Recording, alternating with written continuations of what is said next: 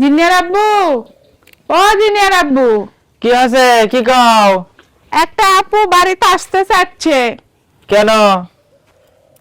ওই যে তুমি ফোন রাখে আছ না, সেই ফোনে ফোন দিছিল, বলতিছে যে ভাই বাসায় আছে, একটা কি জানি সেট আপ করবি, কাজ করে নিবি, আপুটা পায় না তোমার থেকে, তাই করে নিবি। ও তা তুমি কি বলছো? আমি কি বলবো, আমি বলছি যে আপনার ভাই পেছনে বসে আছে, বাড়ির পেছনে, তাই বলছি। মানা করে দাও নি, মানা করে দিলেই তো হলো হেনে। না তো, মানা করিনি তো। মানা করে নি। না আমি যে কালকে বাড়ি থাকবো না, কালকে যে বন্ধুদের সাথে আমি যে না টাঙ্গাইল ঘুরবে যাবো, তোমার কি মনে নাই সে কথা?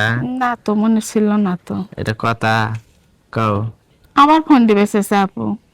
আচ্ছা তাহলে ঠিক আছে, তুমি তাহলে আপুক মানা করে দিও। আচ্ছা, যে বলবা যে আপনার ভাইয়া তো কাল বাসায় থাকবি না, বন্ধুদের সাথে ঘুরতে যাবি টাঙ্গাইল, তা অন্য কোনো দিন আসতে বলো।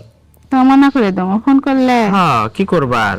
এখন আমি যদি বাড়ি না থাকি, ঘুরে যাবি না, হয়তো তাদের আর কি দেখাবো, আর কি সেট আপ করে দেবো, বুঝো নি?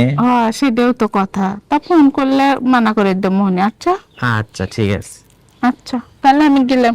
আচ্ছা।